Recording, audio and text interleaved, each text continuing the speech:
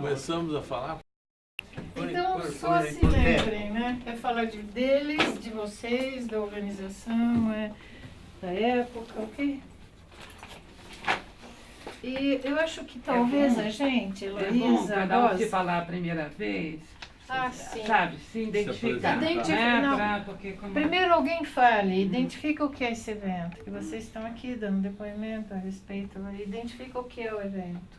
E depois, pela primeira vez, cada um de vocês identifica. E acho que Rosa, Elo e eu vamos anotando, porque às vezes é possível que eles comecem a falar tudo e a gente lembra, ei, fale, continue. Ok? Acho que é isso. Bom, meu nome é Carlos Lichtenstein.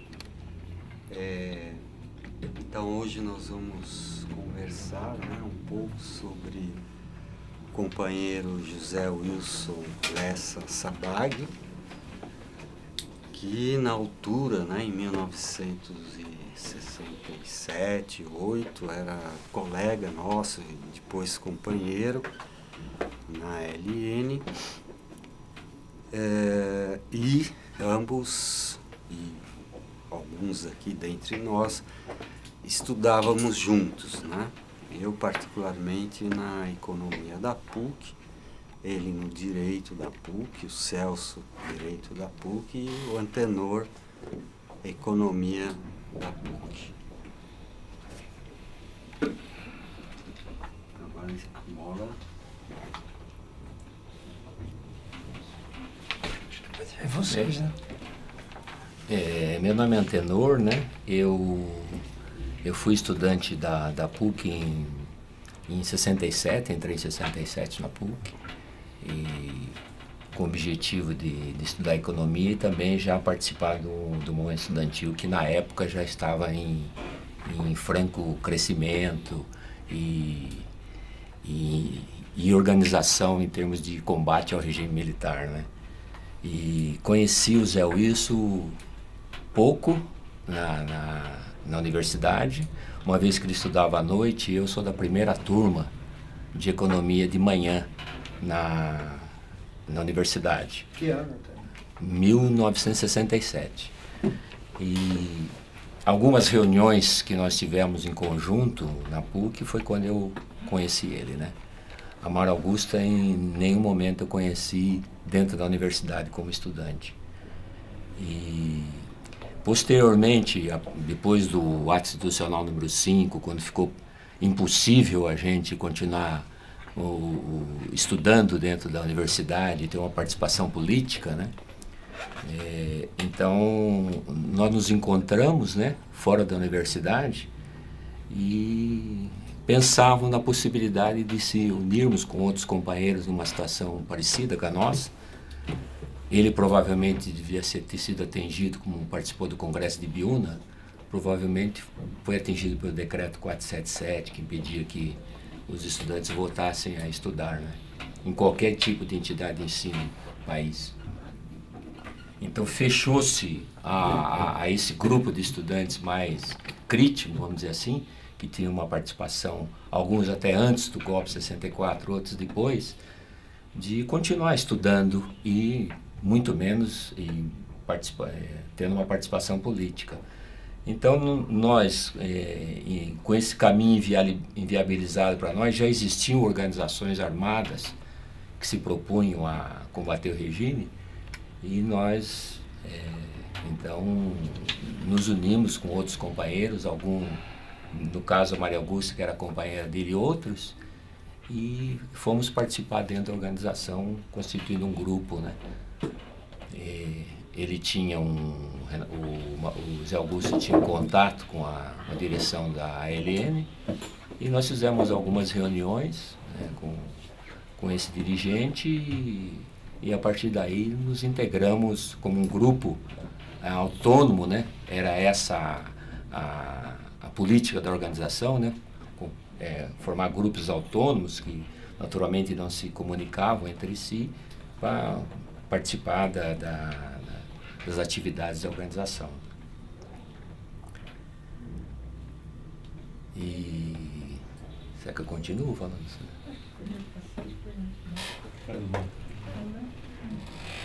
Celso. Comandante Carlos. Meu nome é Celso Horta, eu fui aluno de Direito da PUC, entrei na PUC em 1968, vindo do interior de Guaratinguetá, onde era a minha família, e encontrei na PUC todo um processo de militância, de engajamento político, etc., que mais ou menos era uma continuidade da minha vida estudantil de interior e com uma formação muito cristã, mas militante, etc., que era o que sobrava para o interior desse estado de São Paulo, provavelmente. E que, chegando aqui, naquela ebulição toda do movimento estudantil de 68, eu mergulhei de cabeça, com 20 anos, 21 anos, né? Mergulhei de cabeça nessa vida política, acadêmica, etc., o Centro Acadêmico, 22 de agosto. Eu fui calouro do Zé Dirceu, do Zé Wilson, da Maria Luísa, do Fleury, Luiz Eduardo Pires Fleury. E, em especial, o Zé Dirceu e o Fleury foram os dois companheiros com os quais eu estabeleci uma relação política bem mais próxima. O Zé Wilson, em especial, acho que tinha um jeito de trabalhar, de fazer esse trabalho político bastante sério. Então, com ele, constituímos um grupo de estudo. Foi pela primeira vez que eu acho que concretamente eu me aproximei de um estudo sobre o marxismo-leninismo, que foi a partir da História da Riqueza dos Homens, né, que é um grupo de trabalho, um grupo de estudo que nós fizemos aqui na PUC na época, né, para estudar, e da qual fazia parte Zé Wilson, Maria Augusta, etc. Mas esses dois personagens, Zé Wilson e Maria Augusta, eles têm na minha vida, portanto, um papel muito forte. E a ponto de, em 80, quando nasce minha primeira filha, eu ponho o nome dela de Maria Augusta, né, em homenagem a Maria Augusta, né? Então esse é um pouco da história minha em relação a esses dois militantes políticos com os quais eu dividi um pouco esse sonho de mudar A época, na verdade, nós sonhávamos mudar o mundo, né? Nós éramos parte de um grande sonho internacional que passava pelo Vietnã, pela África, pela América Latina toda, né? E muito concretamente, não era uma coisa abstrata. Era uma coisa que no nosso dia a dia, à época, era muito presente, né? Em 67, na OLAS, quando está morrendo o Che Guevara na Bolívia, está sendo feito o congresso da Cuba, da OLAS, e que se lança a bandeira de se construir 2, 3 Vietnãs no mundo inteiro como forma de mudar a história da humanidade. Esse é o grande sonho da qual a gente participa.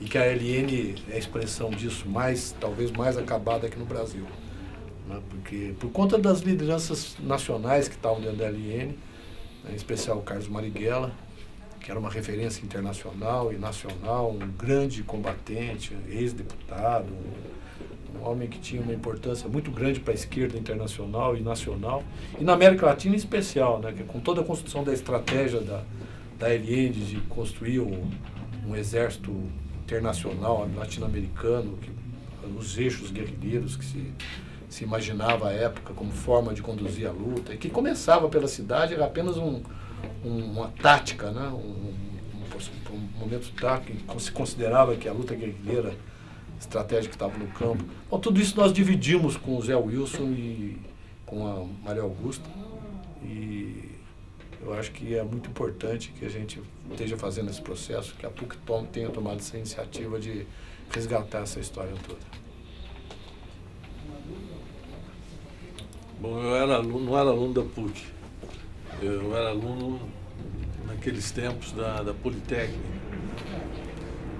E quando conheci o Sabac, a Maria Augusta e o Fleury, eu já estava na clandestinidade e eles também, né? Já eram militantes em tempo integral, né? Já tinham deixado a universidade. Inclusive eu conheci o Nestor, não o Sabag. O nome pelo qual foi apresentado ao Sabag foi como Nestor. Eu era o Alencar, não era o Gilberto. E você aqui? É? Você é o Gilberto? Seu nome? Eu sou o Gilberto Belloc. Então, já então, com a luta armada já estava deflagrada, né? E depois, enfim, eu acho que aqui tem depois alguns fatos, algumas coisas interessantes dessa militância, né? Que acho que fica aí para uma segunda rodada, aí depois que todos se apresentarem.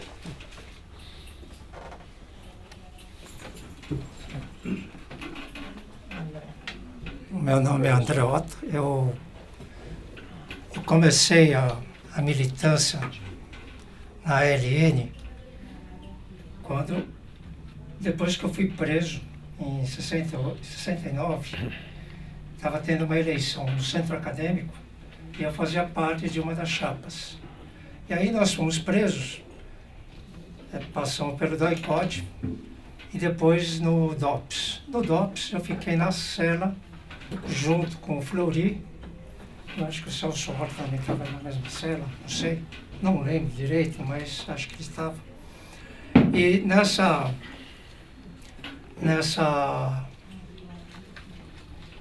cela, então, eu comecei a conversar muito com o Fleury.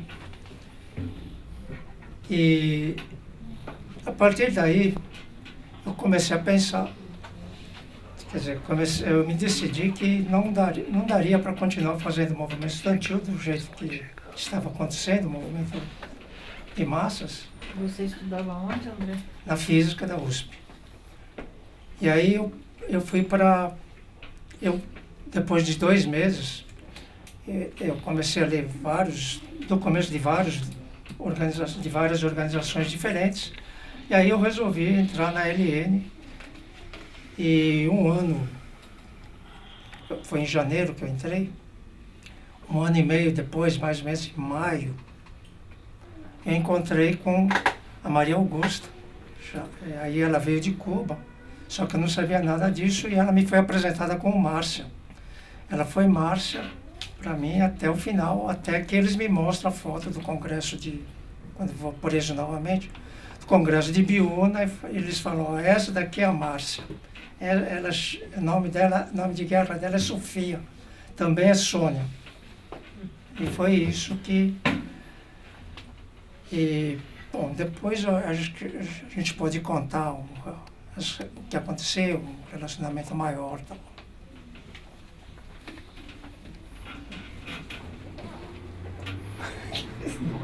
Estranho esse Não vai microfone. cair na cabeça.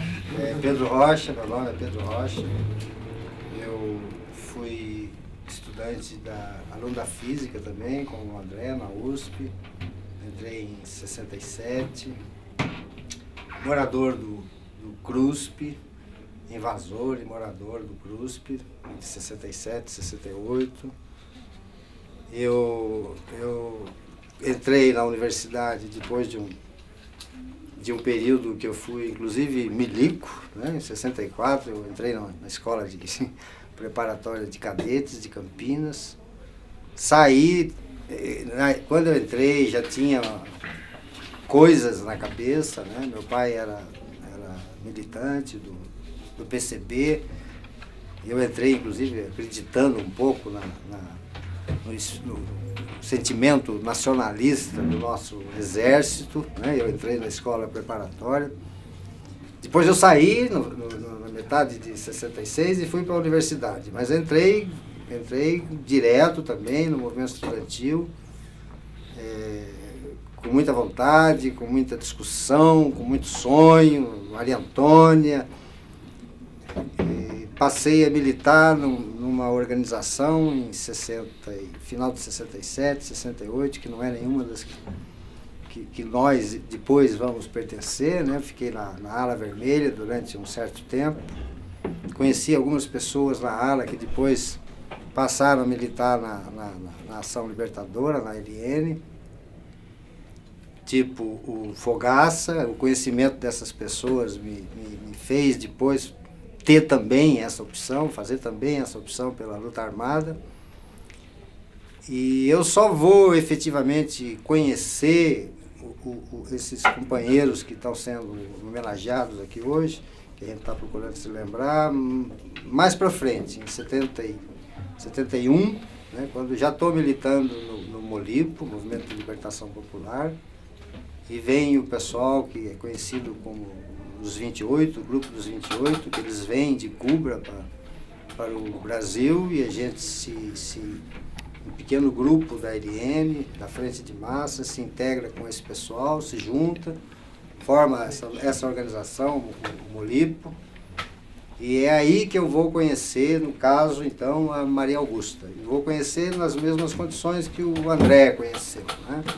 Ela era clandestina e apresentada para mim como sendo a Márcia. Nós vamos militar durante algum tempo, vamos nos encontrar algumas vezes na rua, discutir política, fazer algumas ações armadas, mas o meu conhecimento dela não vai além disso, não tenho conhecimento pessoal, né, de quem ela era, só esse conhecimento de militância. Eu vou ser preso em 72, comecinho de 72, acho que devo ser o último de nós aqui a ser preso, né? E vou ter notícias da morte dela já depois que eu estava na cadeia, em 73. Então, uma introdução aí é isso aí. Depois a gente vê o que é melhor aprofundar, conversar mais a respeito. Não tenho vivência na PUC, né? Nenhuma, nunca estudei aqui. Já participei de ações aqui na PUC, ações armadas, né? E também depois, se for o caso, a gente comenta e descreve melhor um pouco. Assim, um pouco sobre pessoa, né? O Zé Wilson, acho que talvez eu conheci um pouco mais, assim, pessoalmente, fora da vida de militância, né? Que nós dois estudávamos à noite, né? Eu na economia, ele no direito. E aí ele era bancário, né? Trabalhava no Banespa e era uma pessoa assim muito disciplinada, tinha um bom acesso com toda com o pessoal, com a turma, que na época não era muito fácil militar, né? Havia uma direita muito organizada aqui na PUC, né? No direito, na economia, principalmente, né? E você tinha que ter, vamos dizer assim, um certo traquejo tal para poder chegar nas pessoas, conversar, organizar. E ele foi um bom organizador, né? Conversava com bastante jeito, uma pessoa que tinha muita facilidade de se aproximar, de conversar, era aquele jeito calmo, assim, né? Como que ninguém quer nada, e vai, e explica, e vai, e volta. Então é assim que eu conhecia o Zé, né? E teve participação em todos esses movimentos. Um dos que nós dois participamos, não sei se você estava ou você, que foi a tomada da PUC, né? Em 68, que, sei lá, tomaram quase todas as universidades aqui no Brasil, né? As mais importantes, então a PUC foi uma delas. Então eram algumas, devia ter umas 20, 25 pessoas, né? E aí entramos, fechamos um prédio ali, tá tomada, a partir de agora quem manda aqui são os estudantes e tal. Claro, isso aí não era uma farra, isso tudo tinha uma posição política, tinha uma estratégia, era uma questão de ser contra toda uma política educacional, né, que depois vingou, né? Mas era uma outra visão, né, de educação, de universidade, mais ligado à população, era a história do ensino gratuito para todos e assim por diante. Né? Como foi essa tomada da Aliança? Então, foi tomada, né, havia aquele prédio antigo, né, o novo atrás não existia.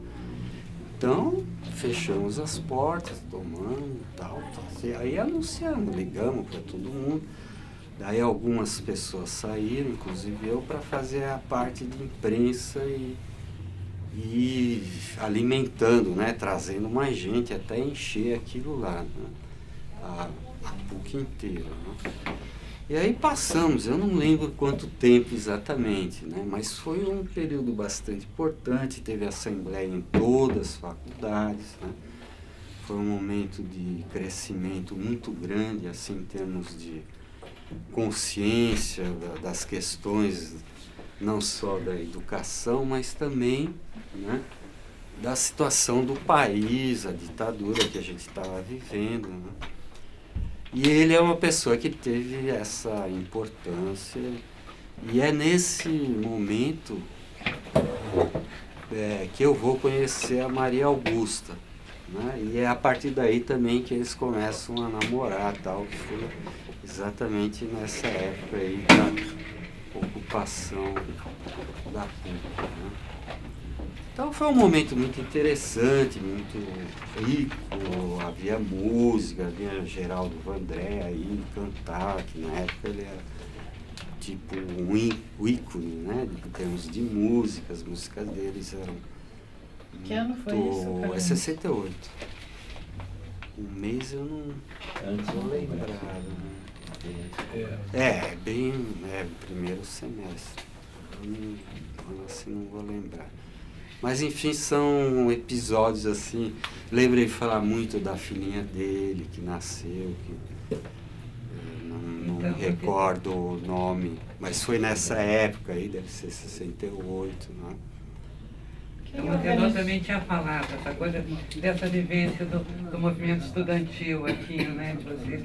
Talvez a gente pudesse explorar esse tema, não é? Esse tema é um tema bem à parte, é muito forte, tem muito mais gente, né, que não era nem da LN ou da dissidência, né? Na época era dissidência do Partido Comunista, já tinha gente da LN, mas tinha gente da AP, do PCdoB,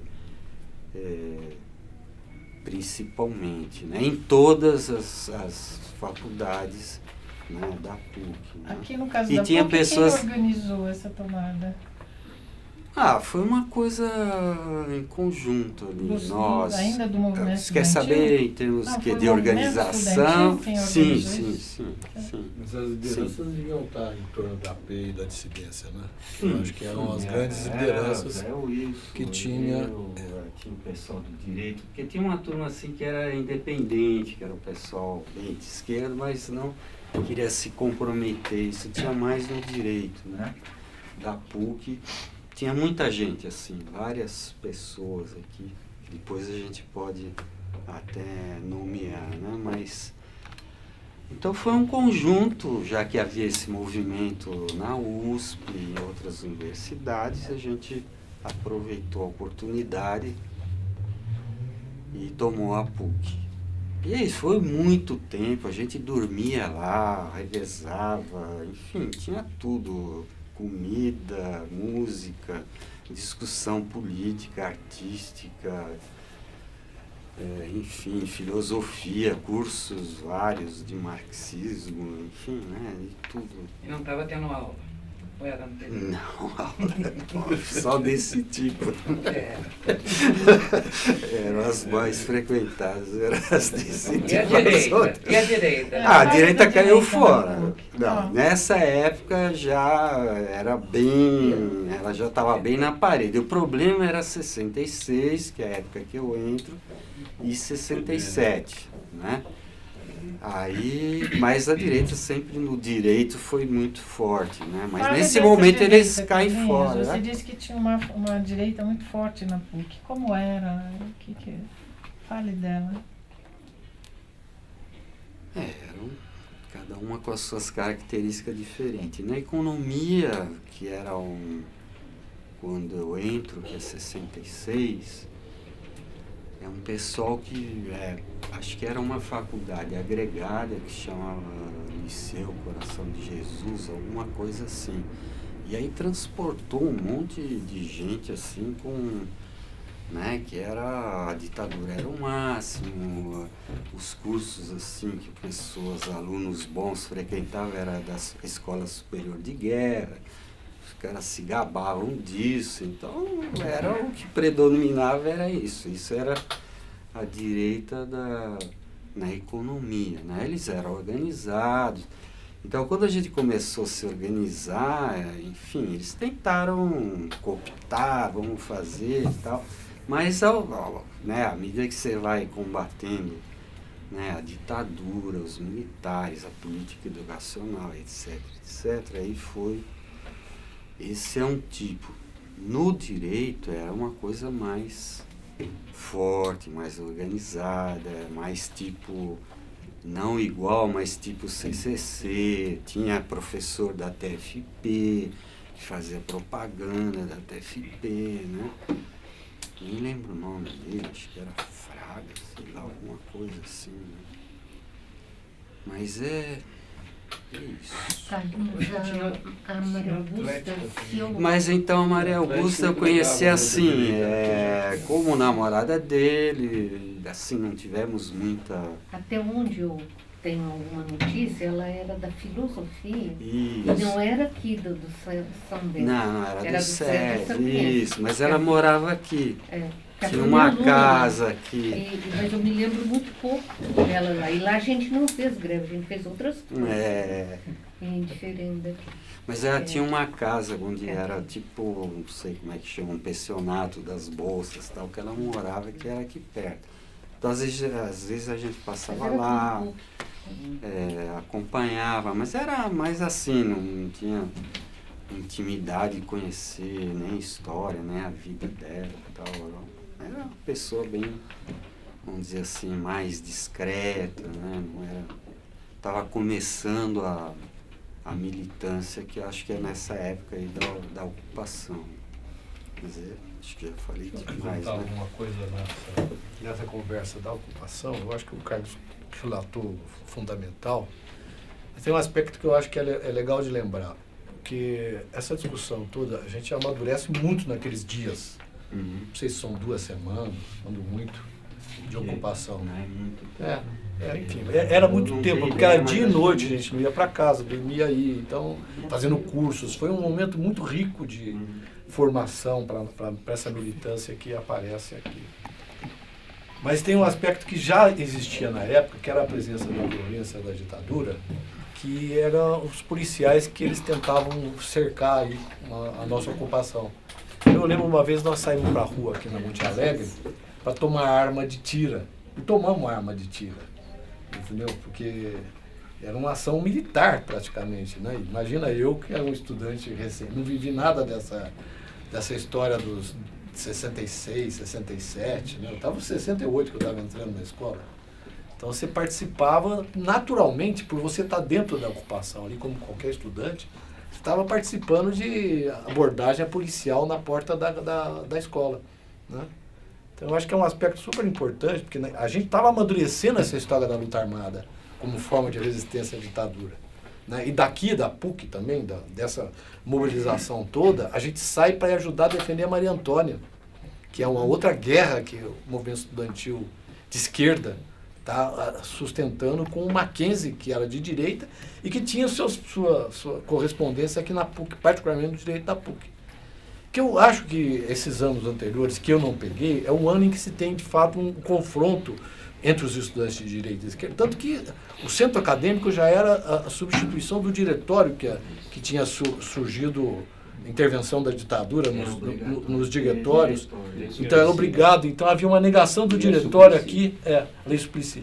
A negação do diretório era a existência do centro acadêmico, que a esquerda já tinha tomado conta aqui na PUC. Eu não peguei a fase de formação do centro acadêmico, que era ilegal. Já era, na minha época, na minha época, o meu ano de 68, o centro acadêmico já estava consolidado praticamente. Teve uma eleição, né, que acho que nós elegemos o Marlano, que era de PCB, se eu não me engano. Acho que era independente. Enfim, mas eu acho que essa história da ocupação realmente tem uma importância muito grande para se entender como é que é o processo de formação dessa resistência à ditadura na universidade. E era sobretudo para protestar contra a política educacional do país? Sobretudo para isso. Ainda mais numa universidade paga como era a PUC, tinha também a bandeira das mensalidades, que era uma bandeira também que mobilizava, embora todo mundo que tivesse aqui alguma condição tinha para pagar, né? Tinha muita gente que trabalhava para pagar, eu inclusive trabalhava para pagar, mas é uma questão que mobilizava praticamente o universo de estudantes todos, e a ocupação também tinha esse objetivo. E era uma bandeira, era contra o acordo MEC-USAID. Exatamente, isso era a bandeira, né? É isso que eu queria comentar, exatamente, né? Com a bandeira forte no movimento estudantil, né? Na verdade, o MEC o governo militar faz um acordo com a entidade americana que havia apoiado o golpe nos Estados Unidos e para modificar totalmente o sistema educacional no Brasil, fazer isso como o Carlinhos mencionou, né? Destruir a universidade gratuita e pública, a universidade como centro, né, de pensamento livre, de criação de cultura e ciência, né? A universidade passou a ser praticamente inimigo do regime, né?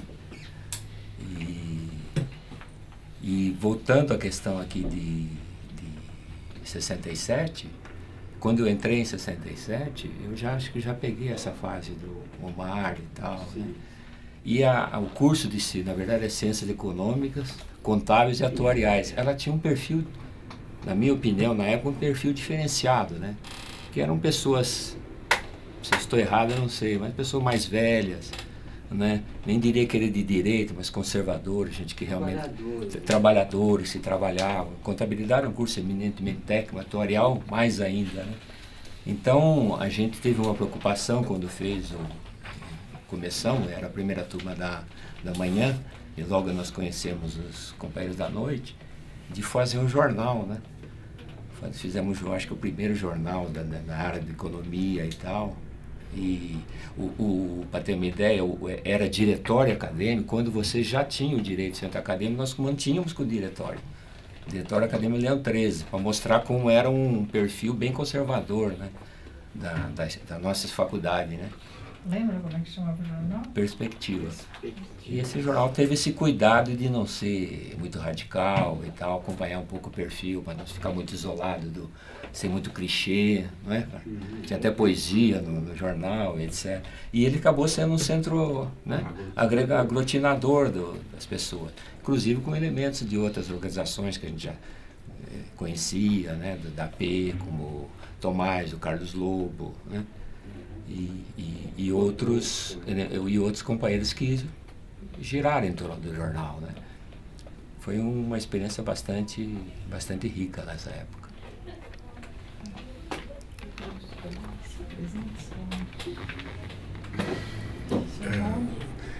Arthur Machado Scavone. Eu sou o mais novinho da turma. Eu cheguei quando o pessoal já estava preso. Em 68 eu estava fazendo vestibular e eu me lembro que um dos professores dizia assim: vocês não vão para as manifestações, primeiro entra na universidade, depois vocês vão para a briga.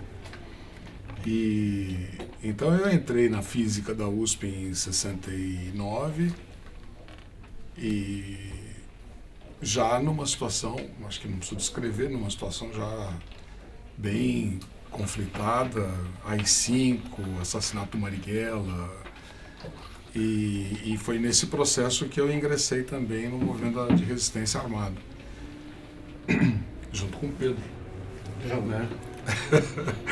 O Pedro já era mais experiente que eu, mais tarimbado.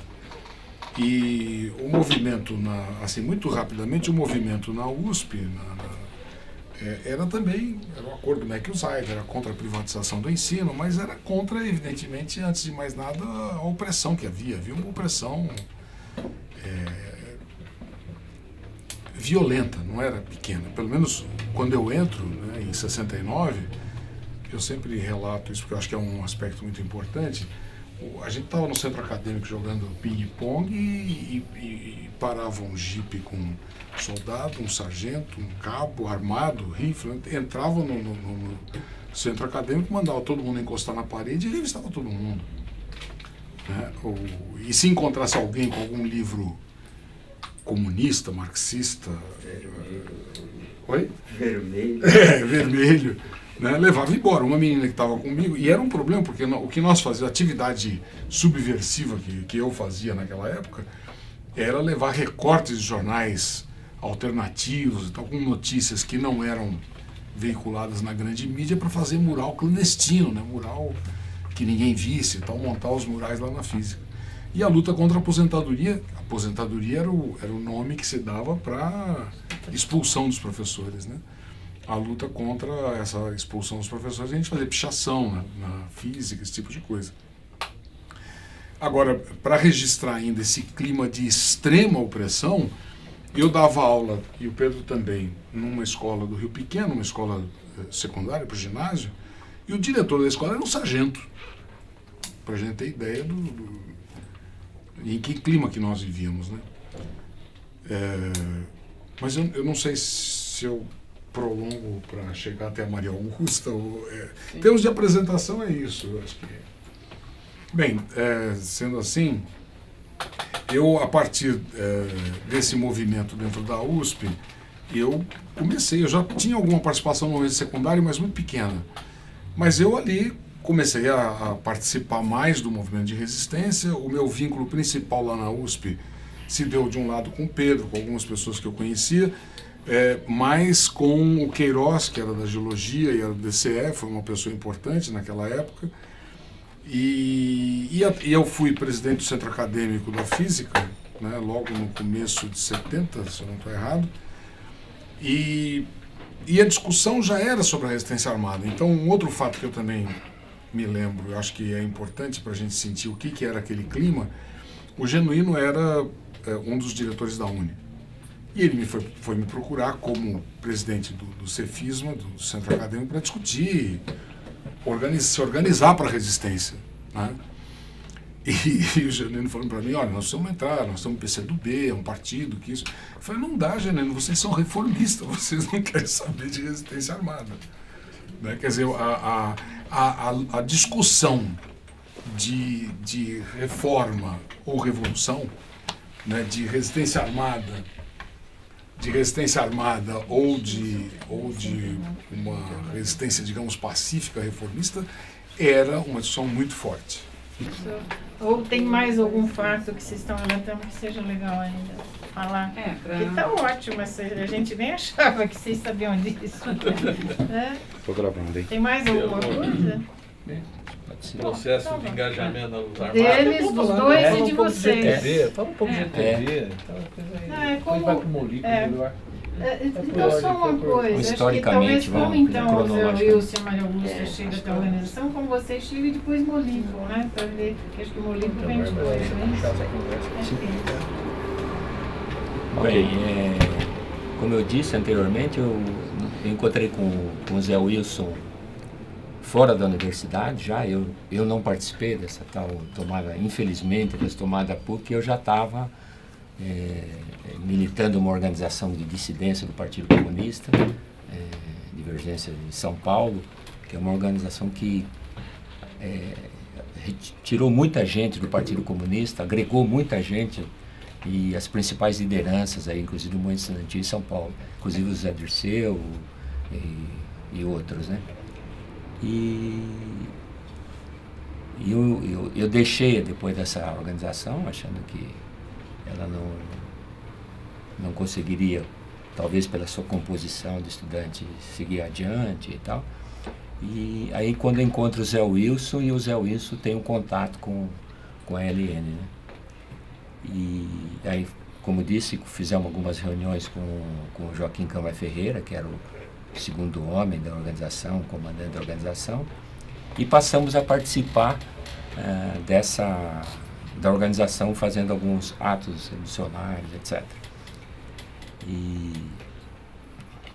o Celso acabou de falar, vai mencionar o GTB. A gente brincava que a gente não era o GTA, que seria o Grupo Tático Armado principal da organização, e nós seríamos o GTB, né? Brincando que o B não seria só pelo fato de ser o segundo plano, mas por causa de ser muito burocrático, né? Porque nós gostávamos muito de discutir as coisas e tal, né? E realmente a gente tinha uma preocupação muito grande em fazer ações de propaganda armada, né? A gente se preocupava em que não ficar muito distante da população e tentar mostrar para elas os nossos objetivos e divulgar a necessidade de uma resistência armada, etc. Não ficar simplesmente travando uma luta contra a própria repressão e tal, que poderia vir a acontecer, né? Quer dizer, não se afastar tanto da população.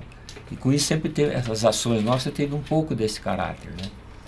E uma das ações que eu acho muito interessante e mostra a personalidade e a dedicação integral do Zé Wilson, que, como disse o Carlinhos, deixou um emprego atraente, que era o emprego do Banco do Brasil na época, da Banespa na época, né? Emprego estável e tal, para se dedicar integralmente à luta revolucionária, né?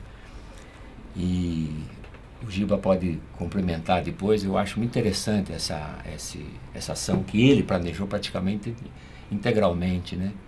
Que era, nessa preocupação da propaganda armada, a tomada de uma rádio, né? Foi tomada uma rádio nacional, que na verdade era a tomada dos transmissores da Rádio Nacional, que não eram os estúdios da Nacional, que provavelmente ficavam no centro da cidade, mas os transmissores que ficavam na periferia da cidade. Ele teve o cuidado de fazer uma pesquisa de qual era o programa que tinha maior audiência, não só na capital, mas também no interior, e para que a ação se desse exatamente naquele momento, né? E foi o que aconteceu, teve muito sucesso. Foi feita uma gravação, depois o Giba pode dar mais detalhes, com um manifesto do Carlos Marighella, que era o comandante da organização, e a gravação, se não estou enganado, teve várias repetições, né? Pressupondo-se que a repressão poderia não demorar para chegar e poderia se reproduzir, e foi o que de fato aconteceu, né? Foi uma ação assim, muito simples, mas extremamente inteligente, né? Foi tomada a rádio e durante mais de 30 minutos, né, o manifesto foi lido, né? E a gente encontrou-se depois à noite, eu com o Zé nos encontramos à noite, todo entusiasmado, né? E a gente está na banca de jornal, assim, olha o jornal e está um manifesto, né? Todo o manifesto, a íntegra, um manifesto no jornal, né?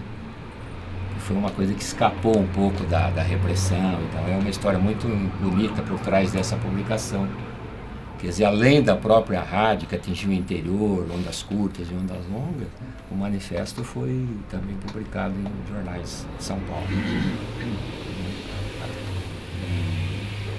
Infelizmente, quando nós já nos preparávamos para uma segunda ação desse tipo, a gente acabou sendo alcançado, né, pela repressão, né? Mas podemos conversar isso mais. Tudo bem, acho que talvez, então, já que você tocou na questão da Rádio Nacional, né? Realmente foi essa, acho que é uma grande contribuição mesmo, né, que a PUC na época, através do José Wilson, deu ao processo, né, de combate à ditadura, né? E o Zé Wilson foi realmente a pessoa mais importante, eu acho, na execução dessa ação, né? Quando ele trouxe essa ideia, a gente também eu e ele, enfim, nós dois fazia a coordenação do GTB, né? Porque tinha uma turma que era da PUC, né? Estava o Zé Wilson, o Antenor, estava a Maria Augusta, né? E depois agregou a gente, que éramos da USP. Estava eu, estava o Chico Dialético, o Guiomar, tinha o Turigói também, né? O Turigói era Santa Casa, né? Uhum. Mas quando o Zé, aliás, eu vou falar dele, tenda chamada Nestor. Quando o Zé Wilson trouxe a proposta, eu tinha, por coincidência, eu tinha 4 anos de experiência em rádio no interior. Ela é interessante até em contraponto até esse clima que a gente vivia em 68, porque em 62, que essa ideia de atacar os transmissores nasceu disso, né? Não atacar o estúdio. Porque em 1962, ainda no governo João Goulart, eu era locutor numa rádio do interior, em Monte Aprazível, que era uma rádio da Rede Piratininga, que tinha umas 40 emissoras pelo interior do estado. Essa Rede Piratininga era de propriedade de um deputado do PTB, Miguel Leuze, que depois foi perseguido pela ditadura, né? Inclusive essa rede de emissoras ele teve que se desfazer disso, né? Foi obrigado a se desfazer. Mas em 1962, no governo João Goulart, estava eu e o Rui Falcão, numa noite lá na rádio, a gente tinha um programa semanal, fazendo uma leitura comentada do Manifesto de 48, Manifesto de Marx e Engels, para ver como era o clima, quer dizer, o choque que tinha, né, entre a situação da ditadura, aquela situação anterior que era do João Goulart. Embora no governo João Goulart o PCB não fosse legal, né, mas os comunistas, enfim, todas as forças de esquerda atuavam livremente. E a gente podia, inclusive, fazer um programa como esse. Quer dizer, menor de idade podia fazer programa de rádio. Eu tinha uns 17 anos, o Rui devia ter 18, 19 anos. Mas aí que tá, o gerente da rádio estava já em casa jantando e tal, quando ele ouviu aqueles 2 garotos fazendo uma leitura comentada do Manifesto Comunista, o que ele fez? Em vez dele ligar para o estúdio onde nós estávamos, né, e puxar a orelha e mandar, ele ligou para o transmissor direto. Os transmissores, onde tinha lá um caseiro, e mandou desligar a chave. Desligar a chave, enfim, tirou a gente do ar, né? Mas, enfim, aconteceu esse tipo de coisa. Eu falei, né, quando ele trouxe essa questão, devemos atacar os transmissores. A gente tira o som do estúdio e coloca o nosso, né? E, obviamente, aí tinha uma série de questões técnicas para resolver. Aí o Zé Wilson, enfim, descolou, não sei onde, um técnico, um cara bastante entendido na parte técnica mesmo, de operação de rádio, né? E que tinha, inclusive, um estúdio ali na Barão de Itapetininga. Ele tinha um estúdio onde eram feitas gravações de jingles para as emissoras da época, para Tupi, para a Rádio Nacional e outras, né? Ele tinha um estúdio muito bem instalado ali na Rua Barão de Itapetininga. Então nós fomos lá um dia, fizemos a gravação, isso que o anterior falou, eu gravei umas 3 vezes, né, um texto do Marighella. Eu repeti umas 3, 4 vezes a leitura, era uma leitura de uns 10, 15 minutos, mais ou menos, né? E nessa expectativa de que uma possibilidade de ser reproduzido mais de uma vez, né? Esse técnico foi muito importante, porque inclusive ele se dispôs aí com o grupo armado até os transmissores, que era uma pessoa que não tinha habilidade nenhuma com armas ou coisa assim, nunca tinha participado de uma ação armada, né? Então ele se dispôs ele lá. Ali foi feito, então, cortou-se o som que vinha do estúdio, né? E foi conectado um gravador, um gravador profissional. A gravação foi feita no estúdio muito bem feita, foi uma gravação com um padrão técnico muito bom.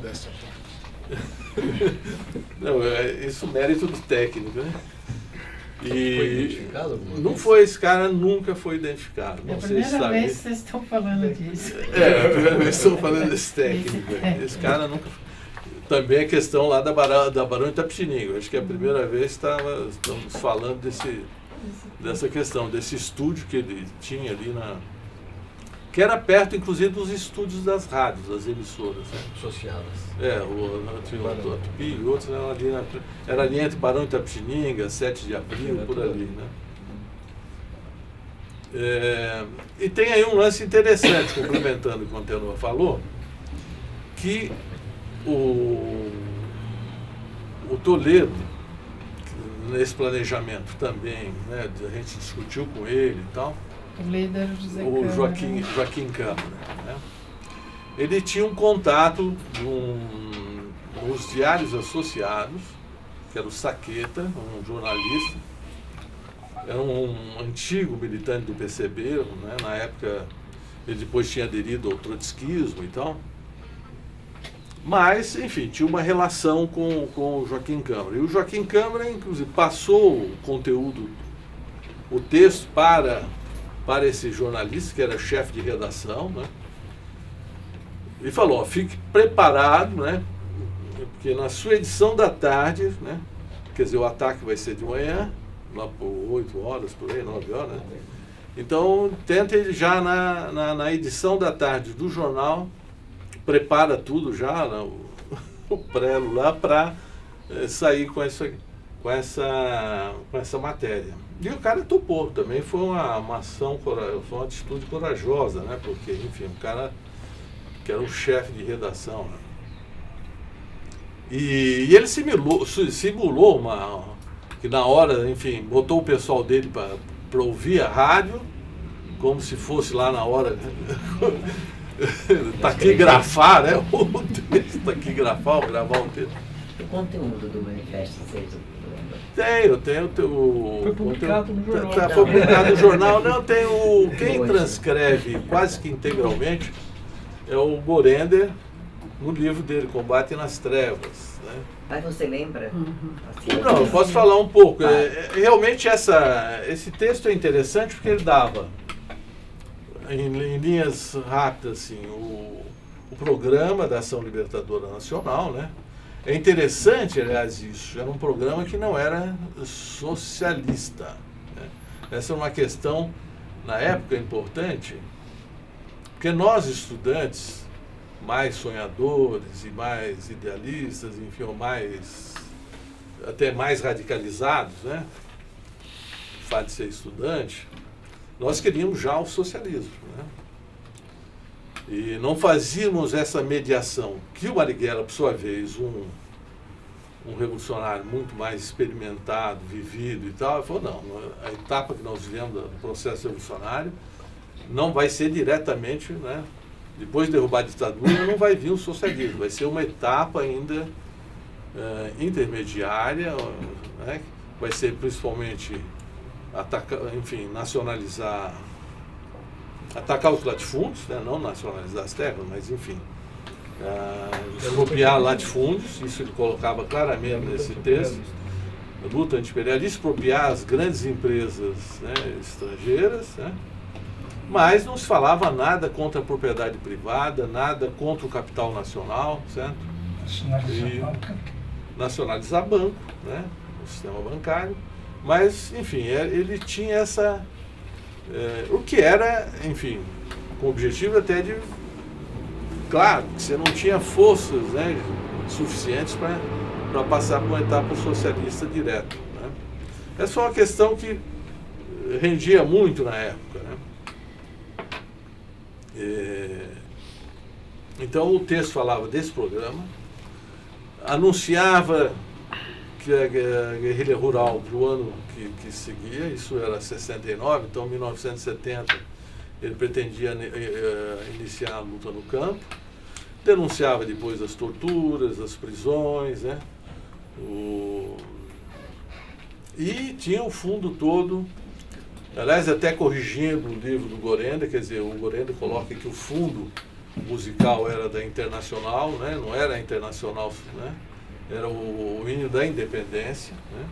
E o texto terminava, inclusive, com aquele refrão do hino da independência, né? Ou ficar na pátria livre ou morrer pelo Brasil, né? Então, acho que essa aí, complementando a história. E realmente, logo depois da ação, né? já no meio da tarde, estavam os diários associados com a matéria toda, né? Com o texto integral, direitinho, daquilo que foi lido pela manhã. E, obviamente, isso aí rendeu uma prisão e uma demissão do lado pro Zaqueta. Eu acho que o grande arquiteto desta ação foi o Zé Wilson. Foi uma grande contribuição que ele deu. Talvez até por questões de segurança, eu não sabia esses detalhes que o Giba contou, naturalmente, né? E só para lembrar que a ação foi em agosto de 69. Né? Isso. Em agosto de 69.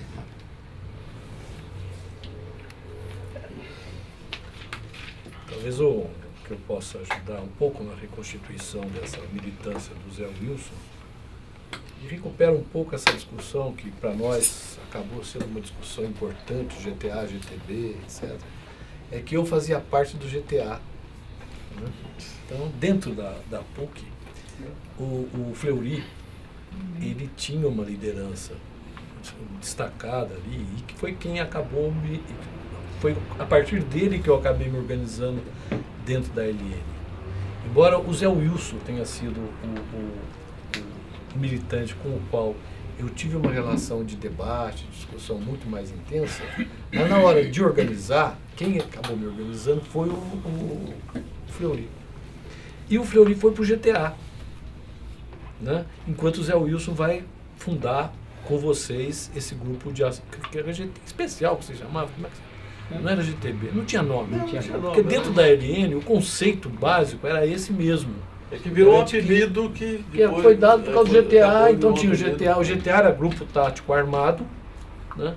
E existia o grupo do Zé Wilson, que fica sendo o grupo do Zé Wilson, porque o Zé Wilson morre logo em seguida. Né? Então ele morre em agosto, é isso? 3 de setembro. 3 de setembro. Eu vou ser preso em 29 de setembro. Então é muito pouco tempo, pra vocês imaginarem que aquilo não dava nem um mês entre as coisas que estavam acontecendo ali, muito rapidamente. Então, eu tomo conhecimento da existência do grupo do Zé Wilson no começo de setembro, né, que era um grupo independente, não estava dentro do GTA.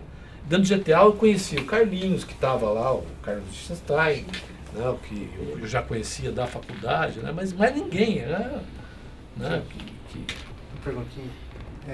Na constituição desse segundo grupo, o GTB, o critério para formar um outro grupo foi simplesmente questão numérica, de formar um grupo estanque e tal, ou teve também assim, algum critério político? Do pessoal do GTB ter uma identidade maior, com uma visão? Não sei, acho que precisaria estar o Fleury ou o Zé Wilson para contar essa história. Eu acho que não, era talvez as duas coisas, né? Era uma questão numérica, né? Um número muito grande de pessoas acaba se conhecendo. Você vê que, haja visto, ele acabou encontrando o Carlinhos lá, né, que ele conhecia daqui, né? Então, uma questão numérica, e eu acho que é uma questão organizacional, de estrutura, mesmo, de dar independência. Lembra que o Marighella falava, não é preciso pedir autorização para fazer ações e tal. Então, dentro dessa linha, o que o Toledo trazia para nós é simplesmente algumas orientações, ou até umas ações assim que vocês podem fazer e tal, entendeu? Então, era estrutural, eu acho, e era questão numérica de segurança. Que eu sei, a história que eu sei, que é a aproximação do Fleury do GTA, ou que não existia à época. Existia um grupo armado que tinha caído, tinha tido um processo de queda do Marquito, estava meio desmontado e precisava rearticular. Então, nessa conversa de rearticular o GTA, que não era o grupo estratégico, era tático, grupo tático armado,